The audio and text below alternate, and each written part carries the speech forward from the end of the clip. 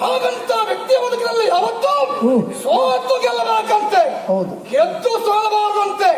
ಕೆಲವೊಂದು ವಿಭಾಗದಲ್ಲಿ ನಮ್ಮತ್ತು ಸಿದ್ಧಾಂತ ಗೊತ್ತಿಲ್ಲ ನೋಡಿ. ಒಳ್ಳೇದು ಒಳ್ಳೇದು. ಮೊನ್ನೆ ನಮ್ಮ ತಂಗಿ ನಿಶ್ಚಿತಾರ್ಥ ಎಂತಾಯ್ತು ಕಡೆಗೆ? ನಿತ್ಯ ಹೋಯ್ತಲ್ಲ. ಮನಸ್ಸಿಗೆ ಬಹಳ ಬೇಸರ ಆಯ್ತು ಸ್ವಾಮಿ. ಅಲ್ಲ ಅಲ್ಲ ಶಾಶ್ವತವಾಗಿ ನಿಂತು ಹೋಗಲಿಲ್ಲ. ಮತ್ತೆ ಮತ್ತೆ ನಿಶ್ಚಿತಾರ್ಥ